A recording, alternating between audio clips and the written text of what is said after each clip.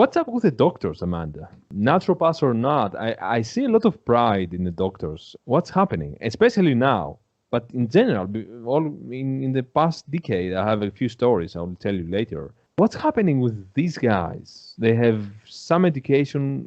Is their education right? What do you think? Well, their education is based on what they're told to learn, which is disease categories. So all symptoms are categorized into specific diseases. And so that's why the MDs they can't think unless they know what the diagnosis is. They won't move forward. They have to have a diagnosis or they don't know what to do. They can't just see an individual, assess them by looking, by hearing their story of what that individual is experiencing, and put it together. They're dumb. They're totally dumb. So they're dumb and blind because they also need to use all of these weird invasive scanning techniques and poking and taking tissue and all this kind of insanity to somehow figure out the diagnosis. And where the diagnosis gets them is to then try to suppress the symptoms using drugs, surgery, or other chemicals.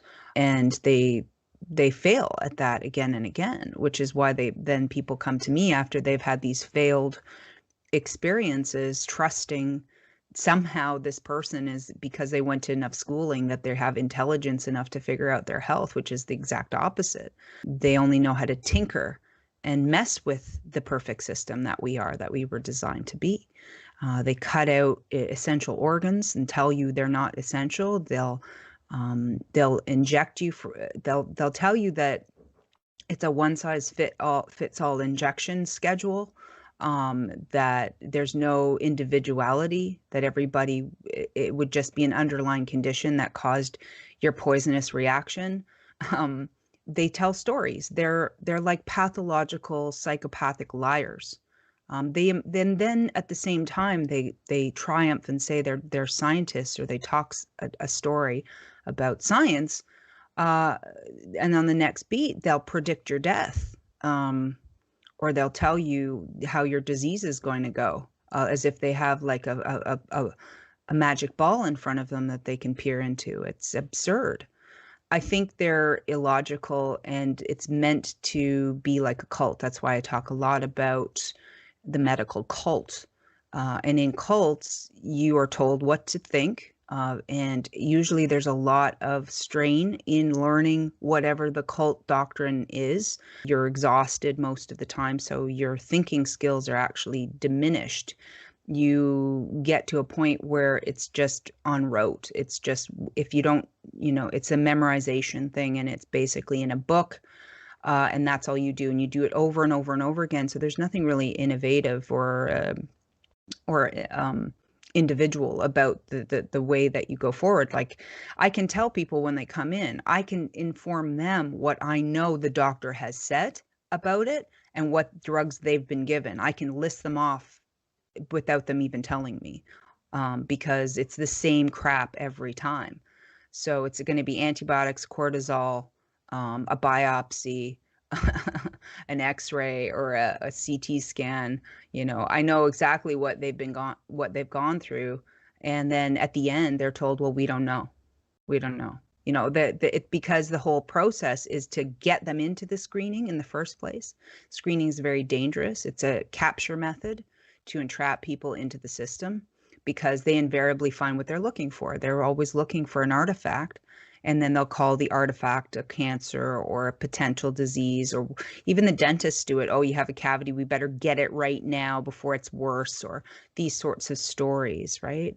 So to me, it's like a soap opera kind of thing, and it's just gotten worse. And the good news is that they've gotten so psychopathic that the cult is sort of falling apart at the seams, which cults always do fail eventually, because you can only move the benchmark of your doomsday scenario so many times before a lot of people kind of go, wait a second, the spaghetti monster is never coming, right? So maybe I got to look elsewhere, because this is getting on repeat a little too much. And then they start to open up their eyes. And so the industry is failing so miserably. That's the good news. Unfortunately, there's so many victims who still continue to uh, be beholden to the cult, and think that they're going to get some sort of benefit by being inside of it. Like, right, you'll get the other benefits, like being liked or having friends, or going to social events or whatever, because you're in the cult. Oh, did you get yours? I got mine. I'm part of the cult. Like me, be nice to me, give me the perks. Now I get benefits from being part of the cult. Those people, unfortunately, are ego maniacs. Mostly they have no sense of self. They are cowards, and they are afraid of pretty much everything in life. So they'd rather sacrifice their individuality, their integrity, their paths, to sacrifice themselves into a cult that will pay them nothing, give them really nothing in the long term, and in fact endanger their very existence. And it's sad to watch, but you can't, really just tell someone they're in a cult. If you've ever experienced anyone who's in, like, Scientology, or in, any of the traditional cults that get away with what they get away with, like the 12 tribes. I mean, nobody stops these cults. They just continue to thrive because they prey on the naive. They prey on people who are in poor positions or in sick. They prey on the sick. They prey on the weak. They prey on those who are vulnerable, right? And that's what this industry does. It's no different to me. So the doctors they believe what they believe. And the problem is they won't hear other stories. And that's the mark, that like a telltale sign of a cult, where you're not allowed to question. New information is shunned. If you are one who continues to question, you're kicked out of the cult. Simple as that. You don't ask questions to the leader. It is what it is. And if you dare do that, you can't be part of this belief system. It's like a very warped religious cult, basically.